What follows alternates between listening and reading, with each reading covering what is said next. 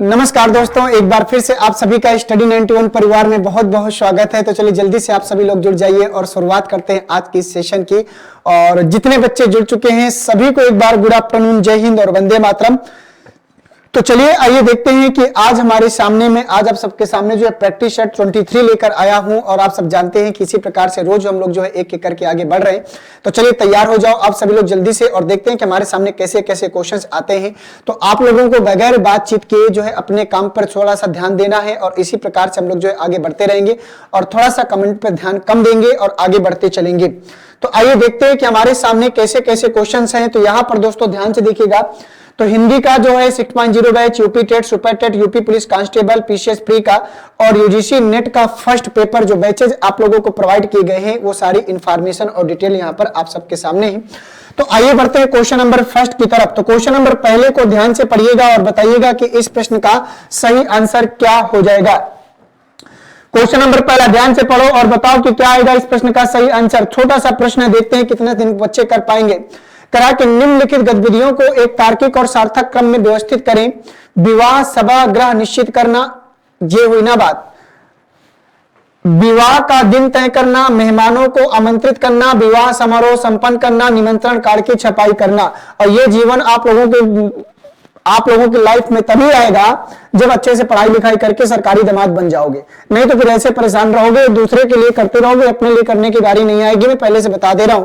तो question number पहले का आंसर करो और बताओ सभी लोग। सबसे पहले क्या होता है भाई, जरूरी थोड़ी है कि अगर आग में नहीं जले हो तो आग का मतलब नहीं पता है, ब्याह नहीं हुआ तो प्रोसेस नहीं पता है। तो प्रोसेस बताओ जल्दी से क्या आएगा। क्वेश्चन नंबर पहले का आंसर बताओ सभी लोग जल्दी से क्या आएगा। चलिए देखते हैं कितने बच्चे कर पाते हैं। सबसे पहले क्या होगा, विवाह का दिन तय करना। सबसे पहले हम क्या करते हैं, विवाह का दिन तय किया जाता है कि कब शादी करनी है। और इसके बाद दूसरा क्या हो जाएगा, विवाह का दिन जब तय हो जाएगा तो विवाह सभागृह निश्चित करने जाएंगे। कहाँ, मतलब गेस्ट हाउस पहला वाला आ जाएगा, सभागृह आप निश्चित कर लोगे। इसके बाद क्या करोगे, मेहमानों को आमंत्रित कर दोगे भाई कि क्या करोगे, निमंत्रण कार्ड की छपाई करवाओगे। भाई सबसे पहले निमंत्रण कार्ड की छपाई कराओगे तभी तो मेहमान आएंगे। इसके बाद क्या आएगा, पांचवा कार्ड छप गया।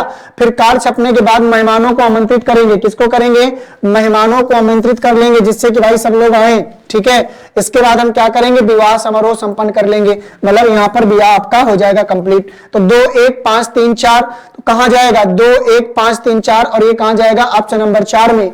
और जिन बच्चों ने क्वेश्चन नंबर पहले का आंसर चौथा किया है उन सभी बच्चों का प्रश्न क्या करेगा, सही हो जाएगा। पहले का आंसर कौन सा जाएगा, चौथा वाला। आइए बढ़ते हैं क्वेश्चन नंबर सेकंड में। तो सेकंड का आंसर बताओ सभी लोग जल्दी से क्या आएगा। क्वेश्चन नंबर सेकंड देखते हैं कितने बच्चे कर पाते हैं। बढ़ते चलो भैया, क्या करना है इसमें।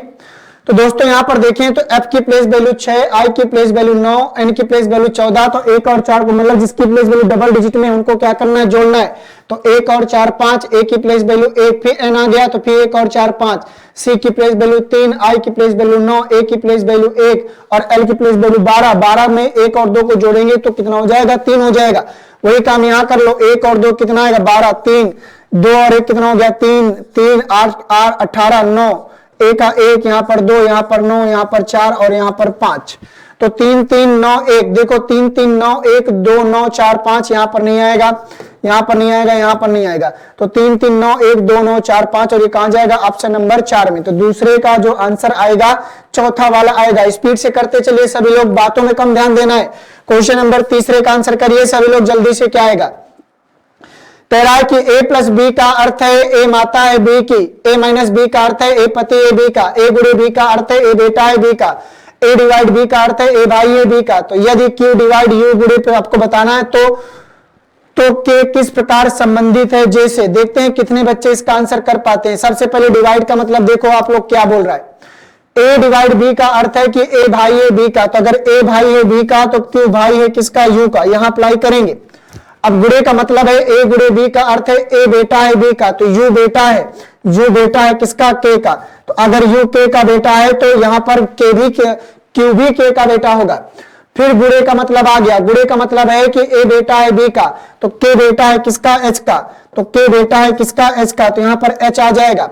ठीक है, अब माइनस का मतलब देखो भैया, a माइनस बी का अर्थ है कि a पति है b का, तो यहाँ पर h पति है किसका, d का, तो d क्या हो जाएगी, पत्नी। प्लस का मतलब देखो a माता है b की, तो a माता है b की, तो d माता है। तो डी माता है किसकी, जे की, तो डी माता है किसकी, जे की, तो ये हो गया के और जे आपस में भाई बहन से संबंधित। तो के किस प्रकार संबंधित है जे से, तो के जे का भाई होगा, क्या होगा, भाई होगा। और जिन बच्चों ने तीसरे का पहला आंसर भाई आंसर किया होगा उन सबका प्रश्न क्या होगा, सही हो जाएगा। ठीक है, भाई आंसर आएगा दोस्तों, क्या आएगा, भाई आएगा। तो तीसरा हमने कंप्लीट कर लिया। आइए बढ़ते हैं 3 के बाद क्वेश्चन नंबर 4 में, तेजी से आंसर करना है सभी को। कह रहा कि उस समुच्चय का चयन करें जिसमें संख्याएं उसी तरह से संबंधित हैं जैसे कि निम्नलिखित समुच्चय की संख्याएं संबंधित हैं, 4, 41 और आपको बताना है 5।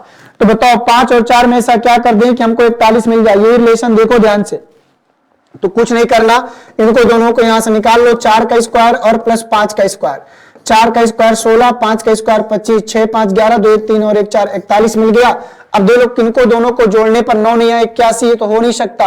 8 8 64, 6 6 36, 6 4 10, ये हो नहीं सकता। 4 चौको 16, 2 दूना 4 20, हो नहीं सकता। 6 6 36, 5 5 25, 6 5 11, कौन सा होगा, चौथा वाला। देखो भैया यहां पर करना क्या है, 5 का स्क्वायर और प्लस 6 का स्क्वायर, 5 का स्क्वायर 25 और 6 का स्क्वायर 36, 6 5 11, 3 2 5 और 1 6, कितना है 61, यही लाना था ना, तो चौथा वाला सही हो गया। 4 का जो आंसर होगा चौथा वाला। छोटा सा प्रश्न था, छोटे छोटे कैलकुलेशन थे, जितना तेजी से कर सकते हैं। अगर समय हम किसी प्रश्न में बचाने लायक है तो वहां पर आपको बचाना पड़ेगा, ये नहीं कि हर प्रश्न में उतना ही समय देते हुए बढ़ो, तो फिर आगे दिक्कत में आ जाएंगे आप लोग। क्वेश्चन नंबर 5 का आंसर बताओ।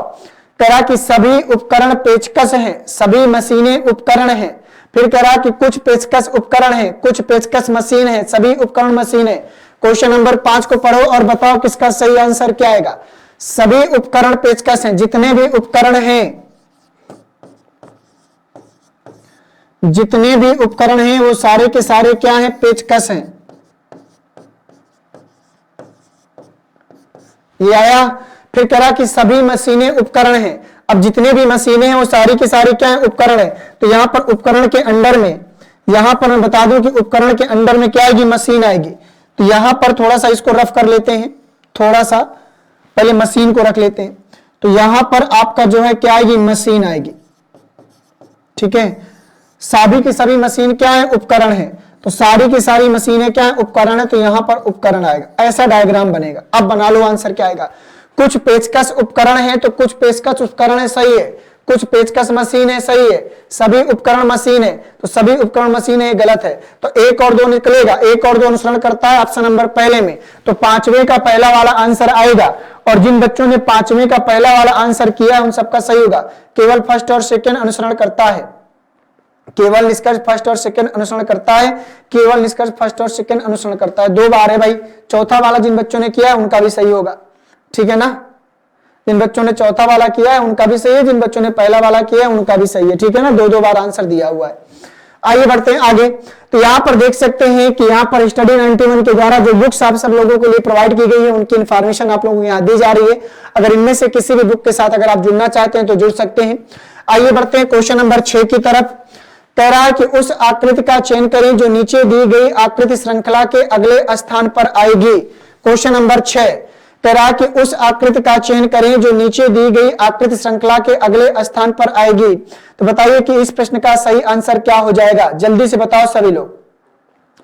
दोस्तों देखो, ये आकृति यहां से यहां गई, पहले यहां ब्लैक शैडो में थी तो यहां से ब्लैक शैडो हटी, फिर नीचे आई, फिर ब्लैक शैडो आई, फिर यहां पर आई तो ब्लैक शैडो हट गई, फिर ऊपर जाएगी तो ब्लैक शैडो। तो यहां पर ठीक है ब्लैक शैडो, लेकिन यहां पर नहीं आ सकती, ये भी ठीक है, और यहां पर नहीं भी आ सकती, ये भी गलत है।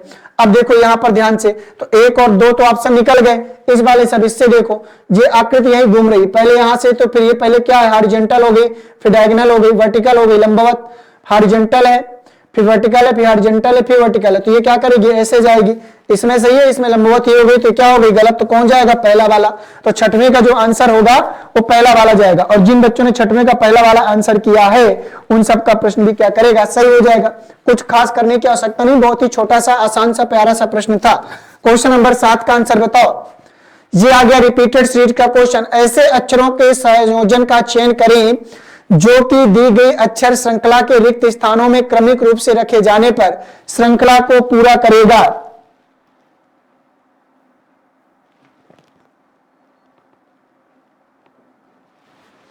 आइए देखते हैं, पहले इसको काउंट कर लो। पहले काउंट करने के बाद ग्रुप में बांटेंगे ना।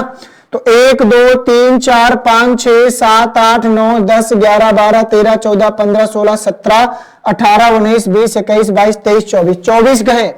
अगर 24 हैं तो हम क्या कर सकते हैं, 4 4 के 6 ग्रुप बना लें, या 6 6 के 4 ग्रुप बना लें, या 8 8 के 2 ग्रुप बना लें, ये भी तो हो सकता है। 8 दुनाई 8 8 के 3 ग्रुप, 8 3 24, 8 8 का ग्रुप बहुत बड़ा हो जाएगा, तो 4 और 6 में ट्राई करते हैं पहले 4 का।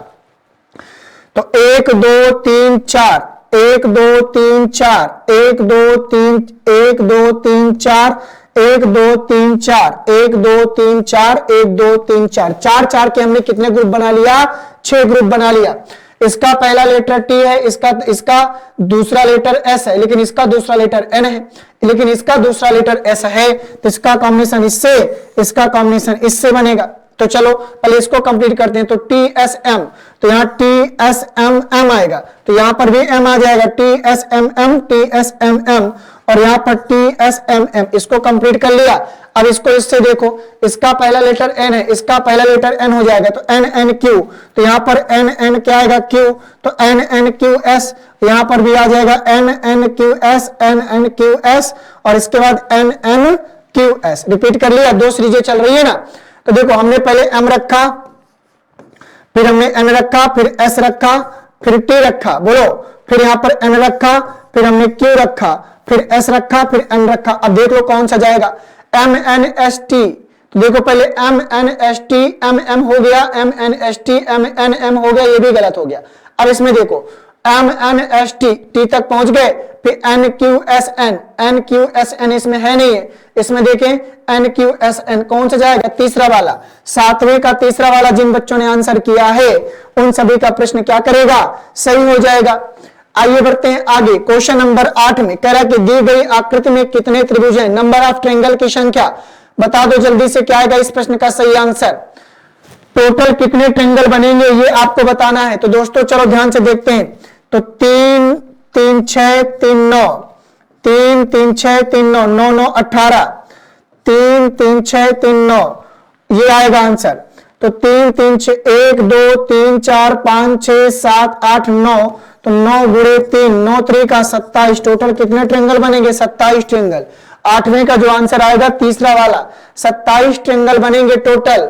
और अगर आप लोगों ने 27 ट्रायंगल बना लिया है तो प्रश्न आपका सही हो जाएगा। क्वेश्चन नंबर 9 में आ जाओ। कह रहा है कि उस विकल्प का चयन करें जो तीसरे अक्षर समूह से उसी तरह संबंधित है जैसे दूसरा अक्षर समूह पहले अक्षर समूह से संबंधित है। देखते हैं कि क्वेश्चन नंबर 9 का आंसर कितने बच्चे कर पाते हैं। जल्दी से आंसर बताओ सभी लोग, समय वेस्ट नहीं करना है, बातचीत बिल्कुल नहीं करना। क्वेश्चन नंबर 9 का आंसर बताओ क्या आएगा। 11 से के से एम में जाना है, तो 11 और 2 13, 19 से 17 में आना है, 19 में 2 कम कर दो 17, 15 और 2 कितना हो गया 17, 5 में 2 कम कर दिया 3, तो +2 -2, +2 -2, +2 -2, ठीक है। 1 और 2 3, 3 में 2 कम किया 1, 26 2 28, 28 के लिए बी आएगा, 14 में 2 कम किया 12, तो CABL, CABL पहले में ही रखा है, कोई दिक्कत नहीं है। तो 9 का जो आंसर जाएगा वो कौन सा वाला, पहला वाला। आगे आ जाओ, आगे आ जाओ क्वेश्चन नंबर 10 में। 10 का आंसर बता दीजिए सभी लोग। कह रहा है कि एक पारदर्शी शीट का चित्र पैटर्न के साथ नीचे दिया गया है, उस विकल्प का चयन करें जो यह दिखाता है कि बिंदीदार रेखा पर पारदर्शी शीट को मोड़ने पर पैटर्न कैसा दिखाई देगा। क्वेश्चन नंबर 10, ये पैटर्न कैसा दिखाई देगा। क्वेश्चन नंबर 10 को ध्यान से पढ़िएगा और बताइएगा कि इस प्रश्न का सही आंसर क्या होगा। जब इसको पलटेंगे तो ये जो एरो इधर है तो ये एरो इस प्रकार चला जाएगा, ये आपको पता है। इसमें ठीक है लेकिन इसमें गलत है, इसमें ठीक है इसमें गलत है। अब देखो, अब ये जो सर्कल है तो ये सर्कल इसमें आ जाएगा, इसमें ठीक है इसमें गलत हो गया, बचा क्या, पहला वाला। और जिन बच्चों ने 10वें का आंसर पहला वाला दिया है उन सब का प्रश्न क्या होगा, सही। तो 2 3 4 तो साफ साफ दिख गया हमको गलत है, तो इसका मतलब है पहला वाला सही हो जाएगा। आगे बढ़ने से पहले आप देख सकते हैं कि वीडियो ग्राम विकास अधिकारी का नया बैच प्रारंभ हो चुका है महा बचत ऑफर के साथ में। और अगर आप लोग इस बैच के साथ जुड़ना चाहते हैं तो सभी लोग जुड़कर अपनी तैयारी को बेहतर कर सकते हैं। आइए चलते हैं क्वेश्चन नंबर 11 की तरफ। कह रहा कि उस आकृति का चयन करें जो नीचे दी गई आकृति श्रृंखला में अगले स्थान पर आएगी। क्वेश्चन नंबर 11, क्वेश्चन नंबर 11 का आंसर बताइए सभी लोग, क्या आएगा इस प्रश्न का सही आंसर? उस आकृति का चयन करें जो नीचे दी गई आकृति में अगले स्थान पर आएगी। बताओ इसका आंसर। भाई देखो ये प्रश्न हम लोग कर चुके हैं। पहले यहाँ एक आकृति थी, यहां पर 2 हुई, यहां से यहां पर, फिर यहां पर 3, तो यहां पर कितना होगा 4 आकृति। 1 2 3 4 ठीक है, इसमें गलत हो गया। 1 2 3 गलत हो गया। 1 2 3 4 5 गलत हो गया, तो बच्चा क्या पहला वाला। एक ही से आंसर मिल गया, हमको कुछ करना ही नहीं था। तो इस प्रश्न का जो सही आंसर आएगा वो कौन सा जाएगा? पहला वाला। और जिन बच्चों ने पहला वाला आंसर किया है उनका सही है। भाई जब एक ही से हमको आंसर मिल रहा है तो हमें आगे दिमाग लगाने की आवश्यकता ही नहीं, जाने दो, समय बचाना है हमको। आइए बढ़ते हैं क्वेश्चन नंबर 12 में। क्वेश्चन नंबर 12 का आंसर करके दिखाओ भाई। क्या बोल रहा है? बोल रहा है कि निम्नलिखित समीकरण को सही बनाने के लिए इसमें किन 2 संख्याओं को एक दूसरे से बदलना होगा। तो बताइए किन 2 संख्याओं को आपस में बदल दें? 532 और 789 को बदल दें। तो 9 को 9, 9 चौको 36। चलिए बताइए किसको बदल दिया जाए। देखते हैं कि 532 और 789 को बदलने से आंसर आएगा कि नहीं। पहले वाले को ट्राई करते हैं पहले, इसी प्रकार से हम लोग आगे बढ़ेंगे। तो 532 और 789 को बदलो भाई। 789 की जगह 532 आ जाएगा। तो 532 और प्लस 14 गुणे कितना हो गया 21, माइनस 532 की जगह आएगा 779 और डिवाइड कितना है 41 और बराबर लाना है 807। 807 तो 779 में 41 से क्या करना है? भाग देना है। तो जब 779 में 41 से भाग देंगे तो 19 से कन्नम 19, 19 चौको 76 और 1 77, 19 से डिवाइड हो जाएगा। ये किससे डिवाइड हो जाएगा? 19 से डिवाइड हो जाएगा। अब चलो तो ये आएगा 532 और प्लस 14 कन्नम 14 के 4, 14 दूना 28, 28 और 1 29, 294 और माइनस 19 और बराबर किसके आएगा? 807 के आएगा। अब चलो जोड़ लो भाई। 4 और 2 6, 9 3 12, 5 2 7 और 1 826 में हम 19 घटाएंगे तो 807 आना चाहिए। तो चलो घटा लो। तो 16 में 9 गया कितना आएगा? 7 और यहाँ पर 1 में 1 गया 0 और यहाँ पर 807 बराबर कितना हो गया? 807। तो समीकरण सही है। तो इसका जो आंसर पहला वाला ही हो जाएगा, 12 का पहला वाला हो जाएगा। ठीक है, कौन सा आएगा? 12 का पहला वाला। आगे बढ़ लेते हैं क्वेश्चन नंबर 13 में। यदि एक दर्पण को आकृति के दाईं ओर रखा जाता है तो दर्पण को दाईं ओर तो रखेंगे, लेकिन दर्पण होना भी तो चाहिए। किसको रखेंगे भाई? ये तो बताया ही नहीं इसने। दर्पण को अगर रखना है तो दर्पण रखने के लिए भी तो होना चाहिए। ये तो यहाँ पर कुछ ही नहीं है, तो इसलिए इस क्वेश्चन को भाई दर्पण दिया ही नहीं, ऑप्शन दे दिया है, तो इसको नहीं कर सकते। आइए बढ़ते हैं आगे क्वेश्चन नंबर 14 में। कह रहा है कि एक कोड भाषा में आपको लिखा है प्रोजिमिटी को इतना लिखा जाता है, तो कह रहा है आपको बताना है इलॉजिकल को कैसे लिखा जाएगा। क्वेश्चन नंबर 14 को पढ़िएगा कि इलॉजिकल को कैसे लिखा जाएगा। देखते हैं कि कितने बच्चे इसका सही आंसर कर पाते हैं। प्रोजिमिटी PROZI, PROZI प्रोज, यहां पर एक्स होना चाहिए भाई जेड की जगह। देखो यहां पर PROXI, ठीक है, यहां पर जेड की जगह एक्स बना लो, XIMITY, ठीक है, ऐसे करना है। तो देखो यहां पर ध्यान से देखो, तो 1 2 3 4, 1 2 3 4, तो जड़ का जड़ कर दिया, 15 2 17 कर दिया। अगर x से जड़ में जाएंगे, अगर x से जड़ में जाएंगे तो प्लस 2 करना पड़ेगा। 15 और 2 कितना हो गया? 17 हो गया। 18 और 2 कितना हो गया? 20 हो गया। 16 और 2 कितना हो गया? 18 हो गया। और 9 2 11, ठीक है, इसका कॉमन कर दिया है। तो यहां पर 4 में बांट लो, इसको बीच में कर लो, इधर 4 बांट लो, ठीक है। तो यहां से देखो 24 2 26, यहां से अगर जाएंगे, ये हो गया ना, तो इसको हमने कर लिया। अब इधर आ जाओ, अब इसको हमें करना है 1 2 3 4, इसको यहां से हटा दो। 15 2 17, 17 के लिए किया आएगा। 12 2 14, 14 के लिए आएगा। 12 2 14, 9 2 11। अब यहां से देखो, जैसे यहां पर अगर आई को देखें तो आई से यहां पर क्या है? 9 2 11, तो यहां पर भी 9 2 11 के कर देंगे, ठीक है। तो QNN के, तो QNN LI, QMM, QNN के KI, 1 2 3 4, 7 2 9, तो यहां पर I आएगा, ठीक है। यहां पर क्योंकि यहां G है ना, तो 7 और 2 9 क्या आएगा? I आएगा। तो QNN KI, तो QNNKI ये सही हो गया, ये भी गलत हो गया, तो तीसरा वाला जाएगा। यहां देखो 12 और 2 14, 1 और 2 3, 3 2 5, 9 2 11 के आएगा। NCEK तीसरा वाला 14 का आंसर आएगा तीसरा वाला। ठीक है, तो इसमें 4 4 को आपको बांट दिया है, इसमें 4 4 को बांट लेंगे और बीच वाले में +2 कर देंगे और बाकी को क्रॉस कर देंगे। क्वेश्चन नंबर 15 में आ जाओ। कह रहा है कि एक पारदर्शी शीट का चित्र एक पैटर्न के साथ नीचे दिया गया है, उस विकल्प का चयन करें जो यह दिखाता है कि बिंदीदार रेखा पर पारदर्शी शीट को मोड़ने पर पैटर्न कैसा दिखाई देगा। बताइए, अगर इसको हम मोड़ देंगे तो ये पैटर्न कैसा दिखाएगा, 1 में जाएगा, 2 में जाएगा, 3 में जाएगा या फिर 4 में जाएगा। तो चलो बताओ क्या आएगा इस प्रश्न का सही आंसर। अरे भैया इसको मोड़ेंगे तो ये बिल्कुल हूबहू, ये नीचे है तो नीचे ही रहेगा, ऊपर नहीं जाएगा। और ये लाइन पूरी है तो इसमें लाइन अधूरी हो गई, लाइन नीचे आ गई, ये भी गलत है। बचा क्या, पहला वाला। तो 15 का जो आंसर आएगा सबसे परफेक्ट आंसर आएगा पहला वाला। और अगर 15 का पहला वाला किया है तो प्रश्न सही होगा।